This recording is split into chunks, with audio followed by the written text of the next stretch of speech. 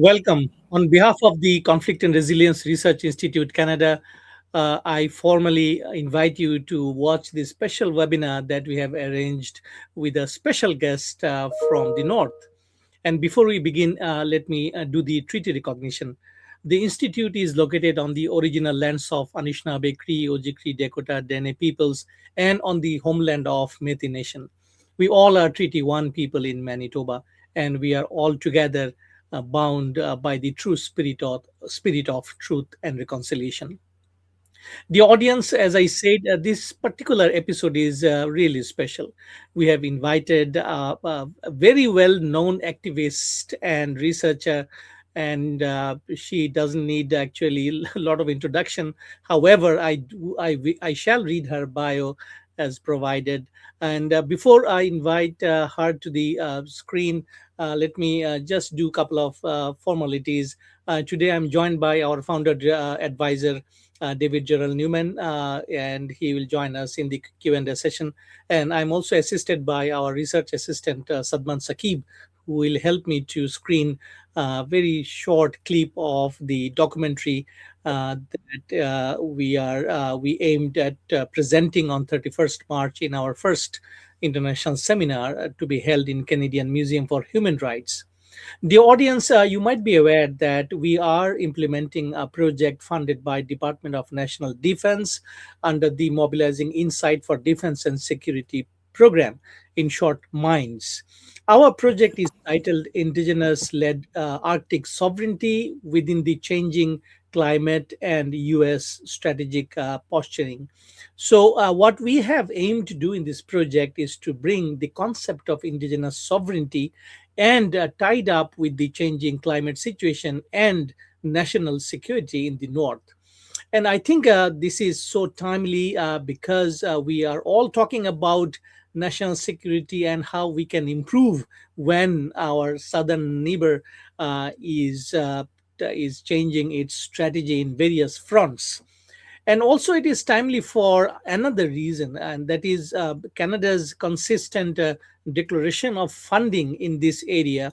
Just a little less than 3 weeks ago, our Prime Minister announced massive funding in terms of it's called Defense Industrial Strategy. So under that DIS, he has announced $35 billion of funding in the north, mostly in the infrastructure and other areas. But our north is gaining a lot of attention, and I was present on 23rd February, a couple of days in Whitehorse, Yukon, to attend Arctic Summit, and I have met a lot of people from not only from Canada but also from other parts of the circumpolar and we did discuss over the 3 days of the Arctic Summit various aspects that includes national security and indigenous sovereignty.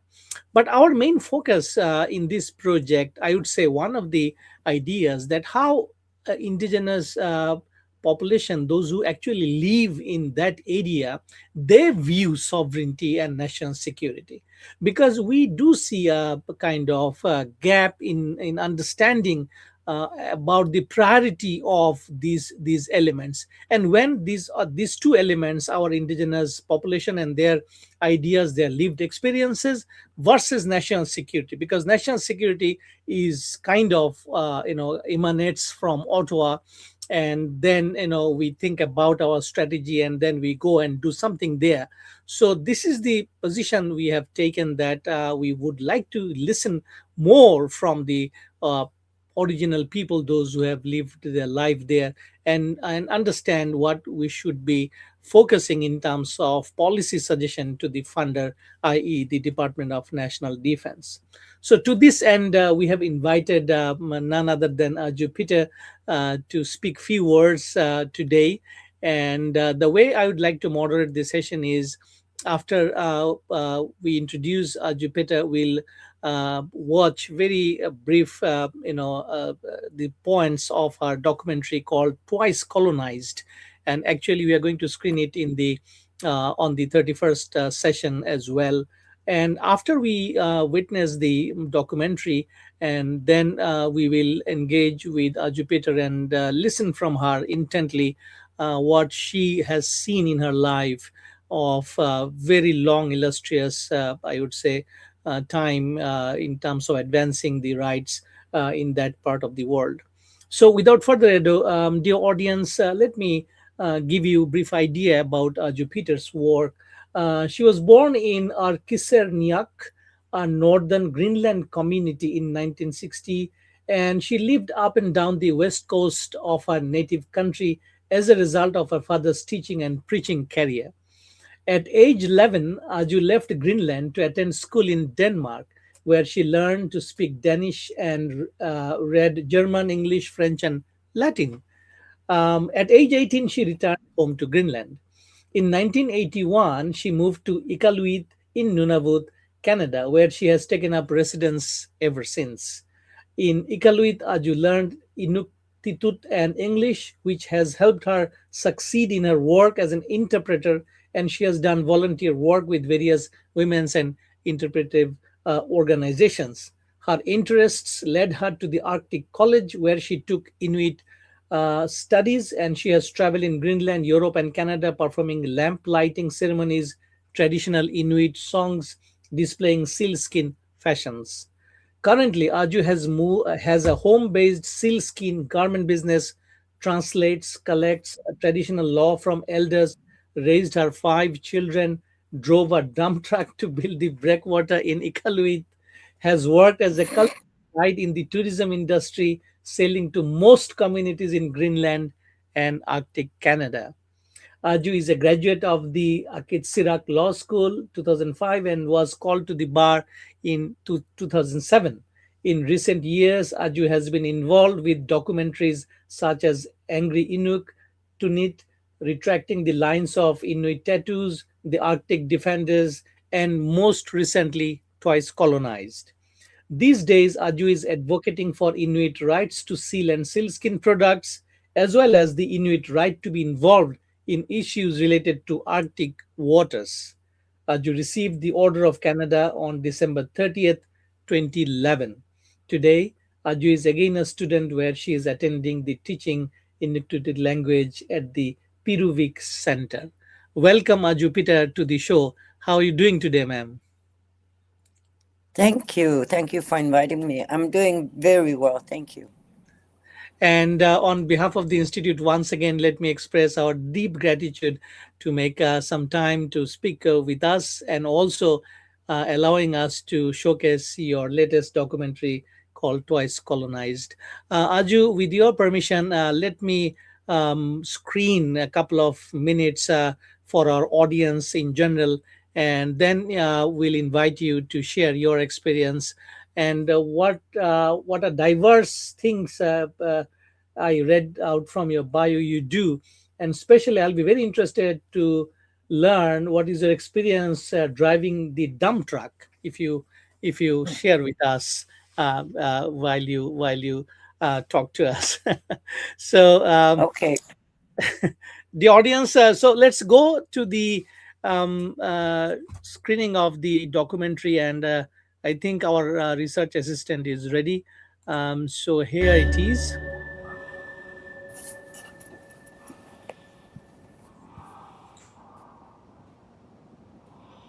Tana tusak taugialik. Tamaningin ng naktukot. Inuyugot suli.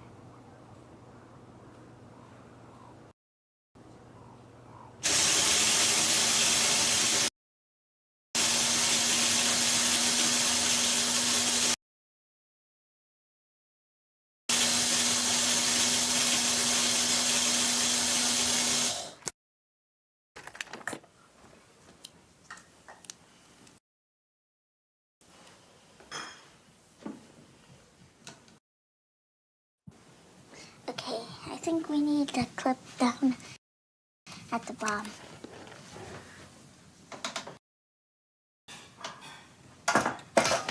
Ow! Get caught on me.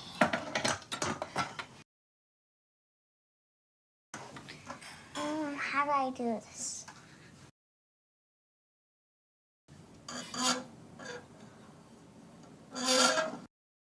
How is it going? What do you need? We need something to hang that up.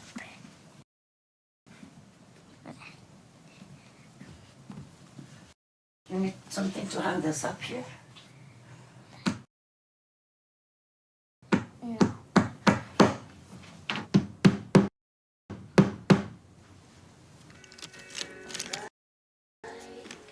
Night blue sky?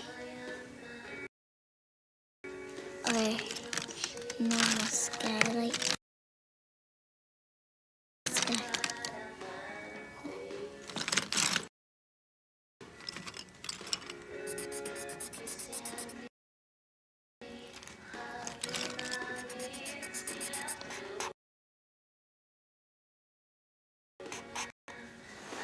Grandma. Wow. You want to see my lawyer outfit? Little Ma?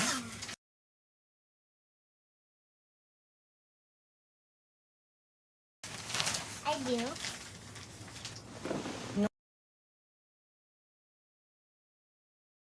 No other people in court has that.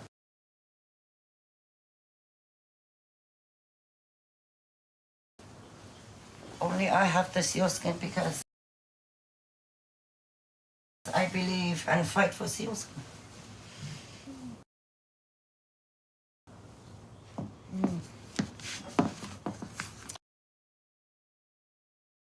There you go, Your Honor.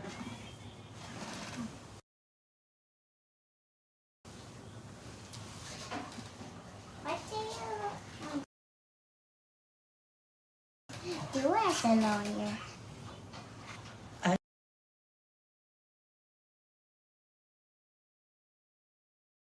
As a lawyer, I would do Inuit rights,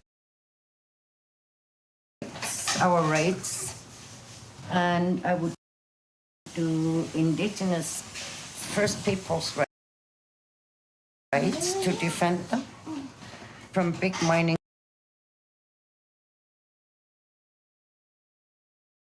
companies, to protect our land.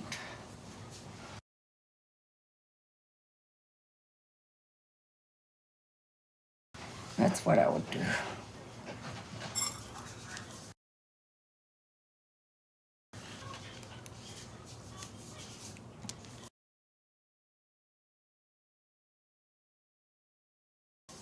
Oops.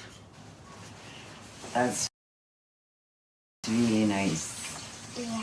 Maybe you can inherit it when you become a lawyer. It's gonna look nice.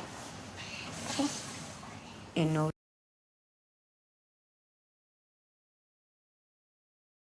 juhud kisianit tausi qinisak qisuunguvok ufatsin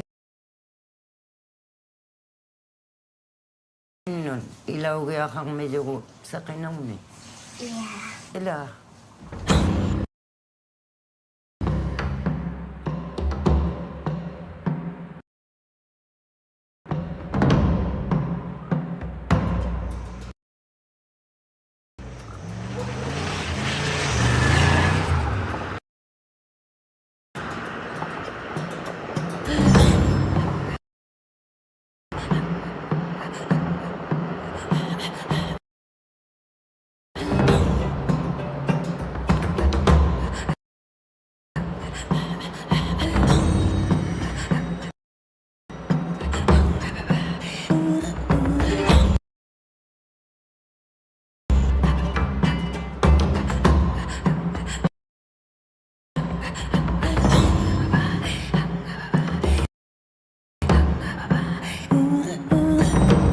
Are you Peter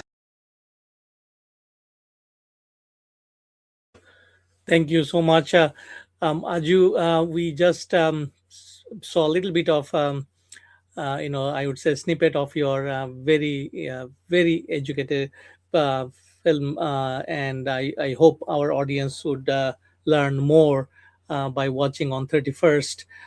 So, Aju, I'll first start our discussion today. Why don't you share some of your life experience living, I mean, from Greenland to Canada, and what really motivated you to undertake, as a career, as a lawyer, and then as an activist.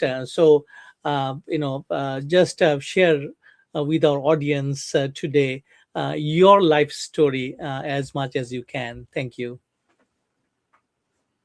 Thank you. I was born in Greenland, and then when I was 11, I was sent off to school in Europe, and I learned all those languages, but I didn't learn my own language, so I forgot my own language.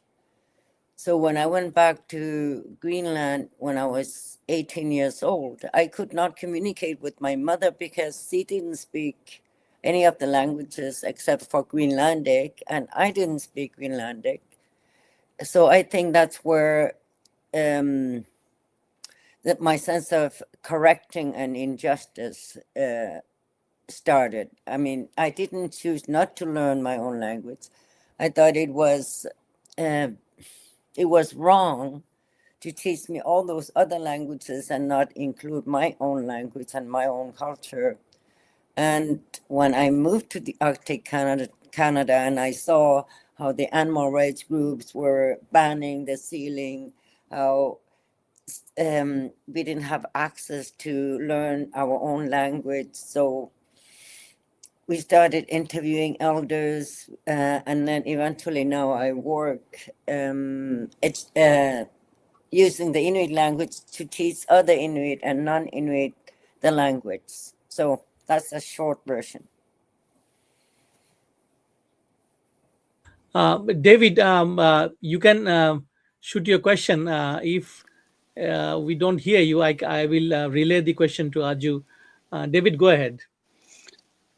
Okay, the most unique thing about Anju, which is of huge interest to me, is that she has experienced the language and culture of Greenland, then the language and culture of Europe and other European countries, and then she's come to Canada, and she has been most recently experiencing life in the Canadian Arctic.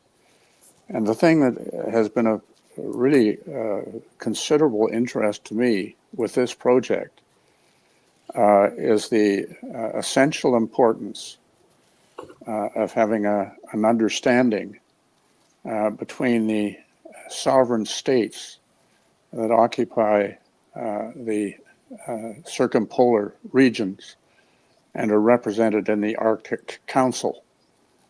And of greatest interest to me is how the indigenous peoples from all of those sovereign countries, including Russia and the United States, through Alaska and the Russian North, how they can, through their colonization experience, in Anju's case, now experience really in 3 different countries, right?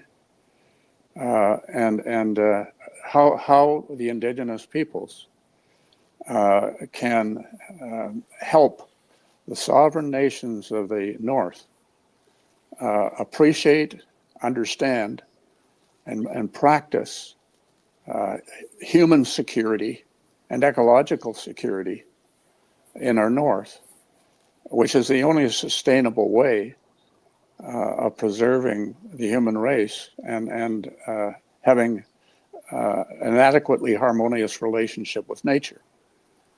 And so my own perspective about defense isn't weapons.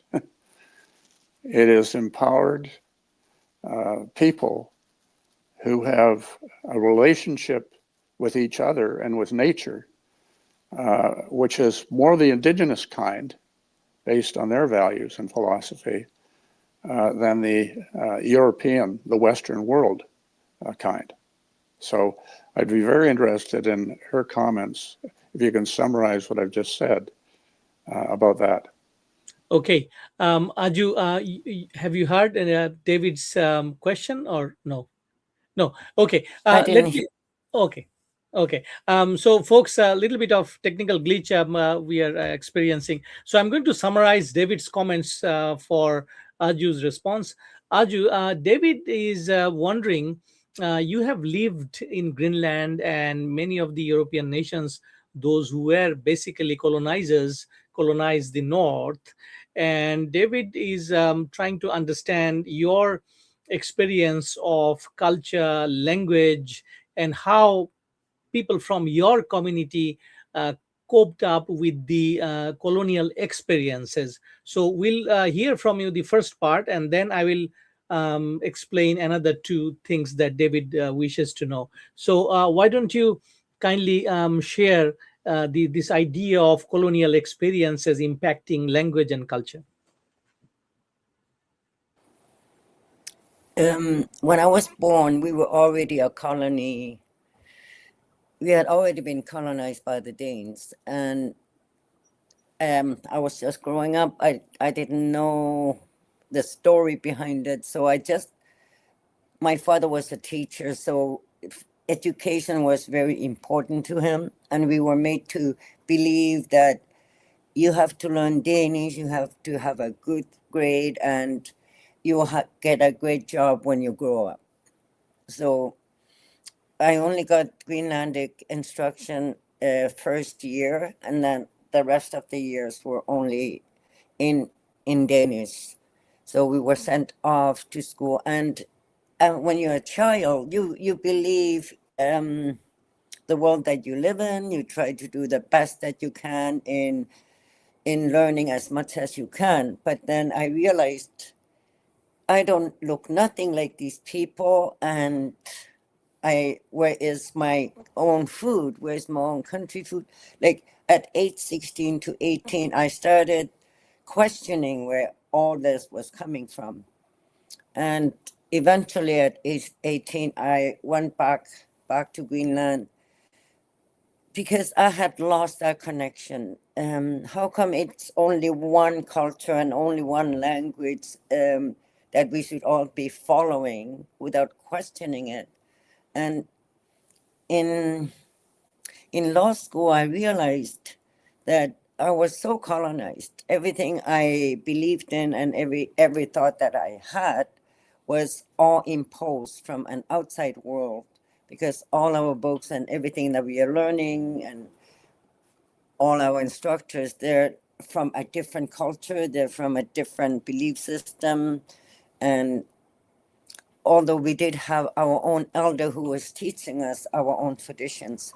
So it has helped me a lot to try to learn more from our culture and our language, from our elders. And now, fortunately, I work in a school that was founded by an Inuit teacher, where we only teach our tradition and our language, and gaining that knowledge back that was deprived us. So you can always learn. But in my case, I had to move to Canada in order to learn and gain so much from the Inuit that in the Arctic. Thank you. Aju, the next part of the question from David is related to the concept of human security and then the concept of national security. Nowadays, we are talking about, national security, Arctic defense, etc. But according to your work, your studies, your career there, uh, how do you see this linkage between human security and national security? And we are trying to understand this linkage through your interpretation, but also kindly keep the nature and climate change in mind. how you see these whole things are changing, because you mostly lived your life in the north and we have not, and we have no clue actually. So we are learning from you today, and we would like to see how you explain this connection between human security and natural security and ecological security. Thank you. Right now, it's like the whole world is looking up to the north, and with the climate change and with threats and insecurity, it's all coming all at once. Before Donald Trump threatened to buy or take over Greenland, we already had started dealing with the climate change. The climate was already changing, on top of the fact that we were moved into smaller communities to centralize us by our colonizers. Um, so there were there's so many things happening, and in the midst of all this, we always try to be kind and secure and respectful with both the people and the animals, and the nature that we live in. But when all that is threatened from a much more powerful force, then how we used to live over the past thousands and thousands of years for generations, how we learned our language and culture and way of living from our environment and from the people that were living here. Now that has all changed because somebody else came and imposed their own system and imposed their own way of living on us. So we had to become bicultural and bilingual. Now, on top of all that, we have to try to understand how the world works. People are in war right now. We are so fortunate that we don't have that as of yet.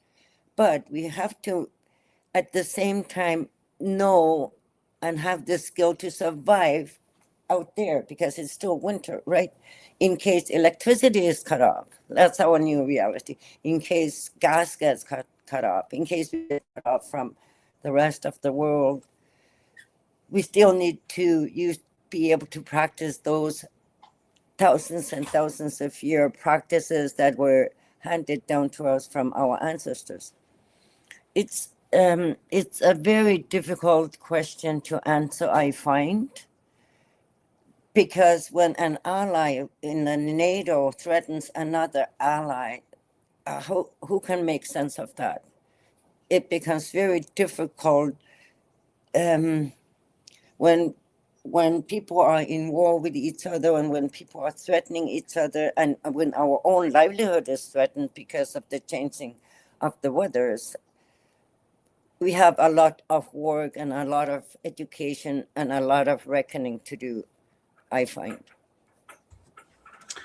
Thank you. It's a very profound, I would say, response. The way you are connecting the insecurity because of geopolitics.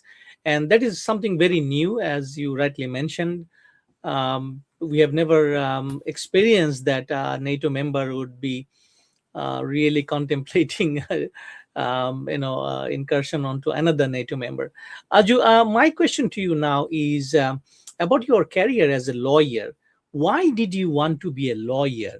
I do see you have responded to your granddaughter a little bit in the beginning of the documentary, but can you share your personal thoughts about being a lawyer, and what do you do nowadays as a lawyer? I have to clarify, I am educated and called to the bar, but I don't practice law. I had to understand law because I used to travel to Europe to fight their anti-stealing campaigns, but how I was accepted to the only law program at the time, because we don't have a university in the Arctic. Canada, by the way, is the only Arctic state that doesn't have an Arctic university. University of Victoria was delivering the program, and before they delivered it, they sent out applications if people wanted to apply. So I went to get an application form for my son, who was 18 at the time, and I thought he should become a lawyer. And then I was told he's too young. And then I thought, then I'll fill it out. I did. I got accepted. And it was good that I applied because it's such a huge learning process. Everything around in our lives is legislated. So it is good. It's a really good education, a really good tool to have. Absolutely. David, do you have another question for Aju? I can again do the summarizing part. Go ahead, David. Unmute. Unmute, David. So, given your appreciation with your legal training and your own worldview and value systems and cultural approach to getting along and resolving differences, I'm very interested in what her thoughts are about the Arctic nations, and in particular the indigenous peoples of the Arctic nations, supported by the dominant culture and society, can do to advance innovative ways to model peaceful coexistence and appropriate relationship to each other, nature, and future generations in ways that will better result in sustainable peace than the current trajectory we appear to be on as a Western civilization. So, Aju, what David is now wanting to know is your experience and your qualification as a lawyer. How do you see our indigenous population living in the north, especially your community there in Iqaluit, and the relationship with the dominant, culture or dominant group, i.e., those who are here, settlers? So, what is the relationship that you see has gone for years now, and what you also see for the future? This relationship is going to contribute towards sustainable peace, a peaceful cohabitation of both these groups together in the north. We are always aiming for that, exactly that. We are always aiming for a peaceful resolution and talking to each other with diplomacy and respect. We live in the same country. We are not about to move to another world. So we have to learn to work together. And I think we are very lucky that Inuit are very patient and always willing to communicate and talk. And Canada is also willing to listen and talk. I think together we can make the Arctic a much safer and much more equal, on equal footing with this southern Canada, because there's so much infrastructure still to be built. There's so much housing. We make 20% of the Canadian landmass, so you can see the distances are huge. I can't just drive to another community. I have to fly or take a snow machine to the nearest community if I had one. The enormous price differences, the cost of living, the healthcare system, the education system, I mean, you name it.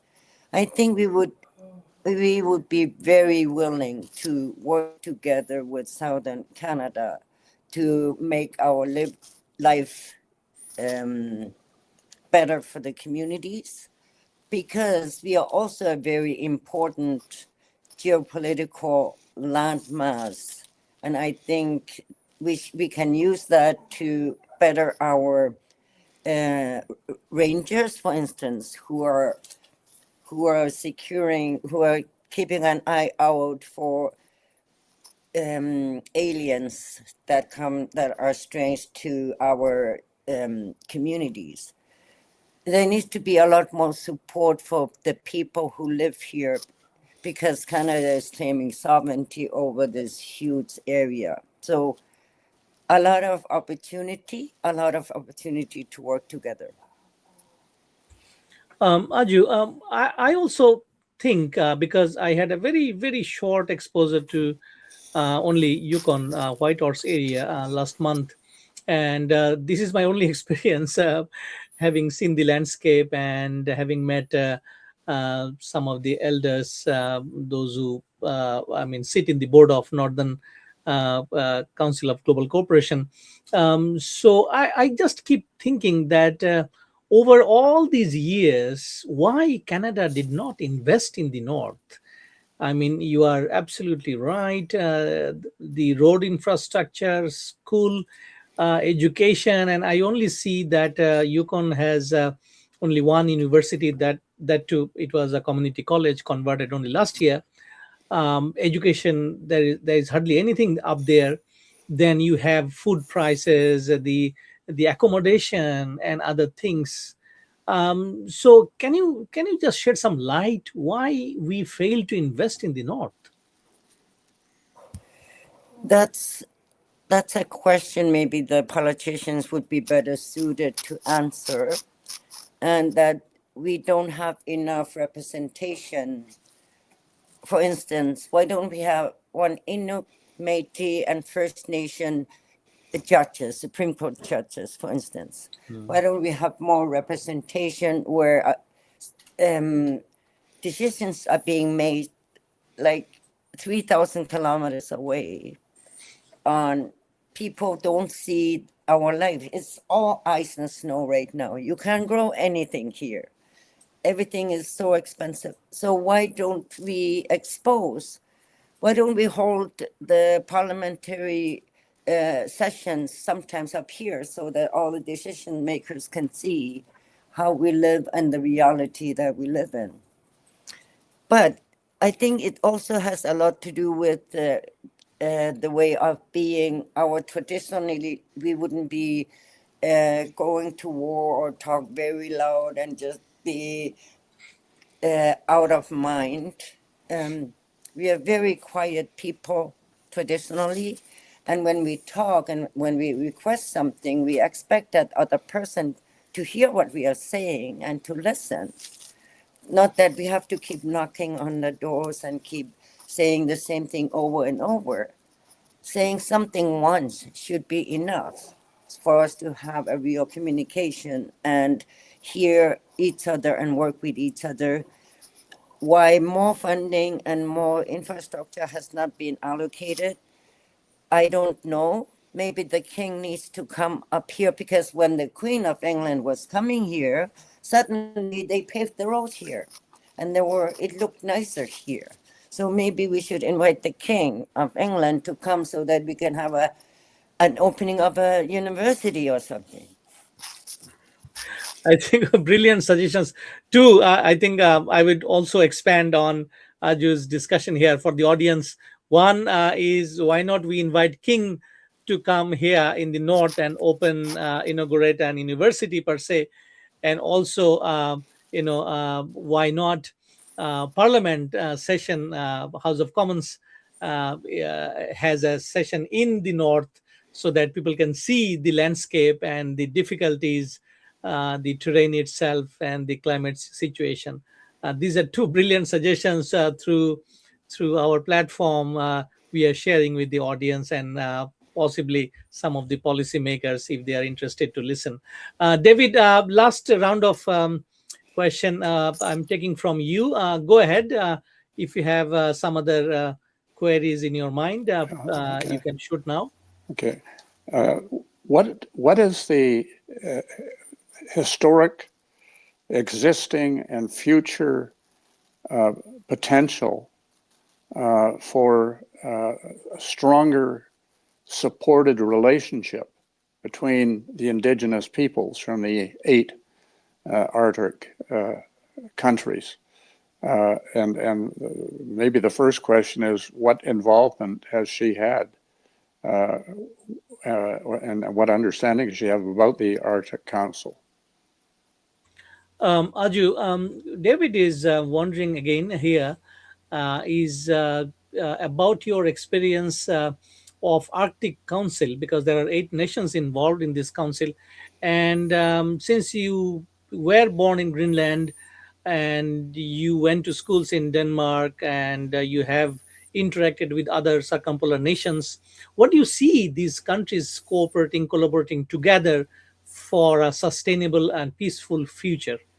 Yeah, my main point, Kaiser, is That's a very good question, the and I would empowered support indigenous that part very of it. Yeah. much. More Arctic collaboration. Actually, I have a dream that Greenland, Arctic Canada, Alaska, and Siberia once again become one people. We are one people that were separated by 4 nation states. It was my dream today. It has been my dream for a very long time that we take back our control of our lands and have a big country.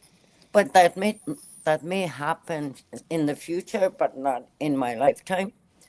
Definitely more cooperation with Greenland now that we have a consulate in Greenland, now that Canada is supporting Greenland also, and the NATO is supporting Greenland also. So I see a much more like cultural exchanges, student exchanges, knowledge sharing. How do you survive in the Arctic? What are the best ways to live in the Arctic, and then exchange with each other?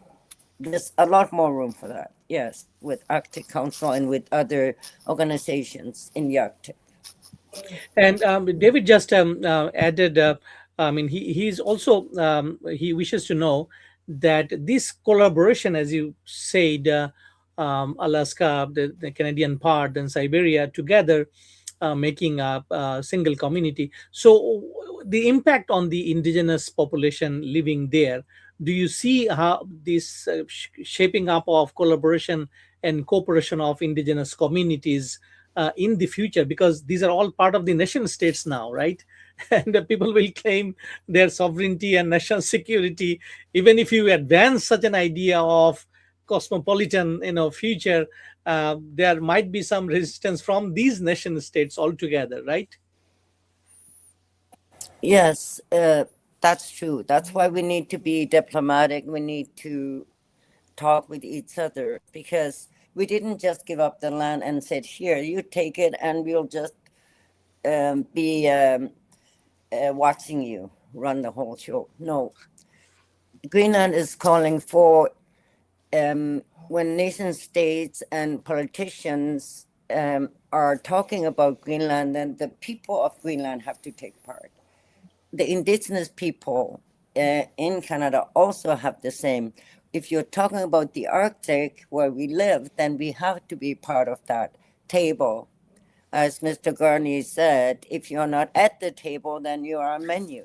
You're Many. on the menu. So it's important for us to collaborate and be part of the discussions. Mhm, mhm. So we are at the end of our show a little bit, but I have kind of a request, you now. Can you talk about your film Twice Colonized? A couple of things we would like to know from you. What motivated you to produce and direct such a wonderful documentary, and what do you want us to learn from it? Those who are living in the South, and mind you, Aju, when I say we, the immigrants, those who have never imagined what the North looked like. For example, myself, I have never been to that place till last month. So, what is your central message in the documentary, and what do you want people to learn from the South? I thank you. I wish to show a bit about our culture, and also wish to show how we had to fight so much, and we have to fight twice as hard to get anywhere. Personally, I had to learn so much, so many languages, do so much work in order to get somewhere, in order to protect our rights to hunting, for instance. In Angry Inuk, the documentary about anti-sealing, for instance, I became really involved because it was affecting our economy, our livelihood, our ability to feed the community, the hunters' ability to feed the community. It was affecting us so much, and these ideas were coming from animal lovers who didn't give a damn about our culture, the fact that we cannot grow anything out here, the fact that the hunters have to go hunting to feed their communities because the groceries are way too expensive and they're not. I mean, you can't eat salad in -40 and stay warm. That just doesn't happen. So we have to have this food that keeps us warm and nourished. And yeah, now I lost question altogether. I No, just absolutely. get off every time it comes to outsiders from across the ocean or from the states trying to run and say, "Ooh, that's immoral." You know what happened? It was immoral to kill seals, and then now too many seals and too many other animals in Europe are being killed because they just went all over and overpopulated everywhere. But you know what's immoral now? You can kill them, but now it's immoral to make any use of the animals. You have to burn them or sink them. So to us, that's immoral. To me, that's immoral. So it depends whose eyes you're looking out from. It depends what culture you're looking out from. And that's what I fight for. That's what I defend. And I will not stop because it's hurting my people and our communities too much. Absolutely. Very powerful, I would say, comments. David, do you have any last comments for Raju? Then I shall conclude. I just wonder what message does she want to leave for us and the audience today as they start reflecting about the events on March 31st and April 1st. What would you want the Indigenous participants, but more significantly, because they need the education more, the non-Indigenous participants in this who certainly believe that the only way to security is bigger weapons and more power and wealth to dominate rather than to cooperate and collaborate in ways that are going to create sustainable, positive relationships with each other and nature. Raju, David's last comment to you is related to our event, which is upcoming on 31st of March in Winnipeg, and our second event in Ottawa, where we are expecting you to kindly consider coming in person.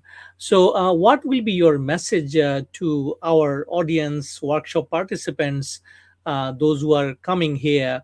And as you understand, we have a defense and national security component.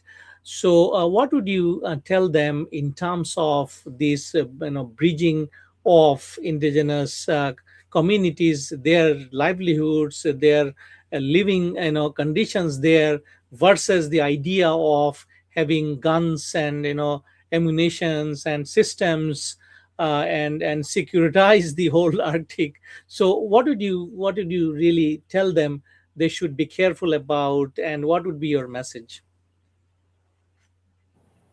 That's a good question now after the announcements of having all those rifles or guns. We do have rifles and guns ourselves, but we use them for hunting. We have to have our rifles and our guns and know how to use them because we use them to feed ourselves. That's a very difficult question. At the same time, we want a secure Arctic, yes. So, how do we secure the Arctic properly in case it gets invaded? It's, I think, a question that needs to be that needs to be talked about from the communities. I don't want to speak on behalf of my communities. It should be the communities, town hall talks and community radio, television talks where people can express how they would like to see the Arctic. We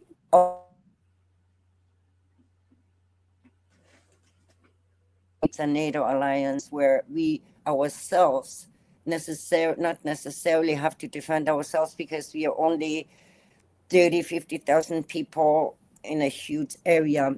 So we depend on our allies. We depend on diplomatic talks. We depend on other countries to step in if we were not able to defend ourselves. Because in practice, we are very calm, peaceful, and loving people. And war is, we don't have the equipment and we don't have the know-how on how to go to war. Absolutely. Thank you so much, David, for your question. Aju, we are going to wrap up the session now. And if you have any last word for our audience, given the number of topics that we covered today, what would be your last word this evening for us? I wish people to know that I'm speaking on my own behalf. I don't want people to think that that's how everybody thinks, not at all. And I wish to say, David, I'm sorry I couldn't hear your voice, but thank you for the invitation. And Carter, thank you for the invitation. This was very interesting. And it's an opportunity for us to learn from each other. I think when we talk and we communicate and we learn from each other, it becomes a better place. Thank you so much, Jupiter. Dear audience, we have been listening intently the life experiences of Jupiter, the director and producer of documentary Twice Colonized. And one of the interesting aspect of today's discussion is to understand the concept of sovereignty and national security from her point of view. Of course, she has said that she is not representing the community, whole of community, but it is her own thoughts, own opinions. But this is also important for us because she comes from there, and we don't intend to say that we understand everything, in a span of 1 hour. That is not possible. But thank you, Aju Peter, for being with us and sharing and allowing us to feature your documentary on 31st of March in Winnipeg. The audience, we are implementing the project funded by Department of National Defense under the Mobilizing Insight for Defense and Security, as said in the beginning of the webinar. And we are going to wrap up our project in Ottawa on 19th of June 2026. So it's a warm welcome. Please drop in and share your ideas about this national security, seen and felt through the indigenous people's understanding of the north, and which is very critical and important in today's changing geopolitics. And we have also invited Aju Peter to consider coming in person in Ottawa, hopefully in June, and we'll be very happy to host her there and listen more, actually, her life experience. Thank you. Please tune in and have a nice rest of the evening. And Canada is a great country, and one of the parts of Canada is lesser known to the immigrant population, and others is the north. So folks, those who do not know, have never been to north, I would request you to travel, see, experience many diverse aspects of that particular area. and we ought to learn, because we all are Canadian, as Aju Peter rightly mentioned, that we ought to live together and resolve our things together and defend this whole territory together. We cannot rely on others. We have to do it ourselves. Thank you once again, Aju Peter, for being with us. And thank you, folks, tuning here almost 57 minutes now. Good night and goodbye.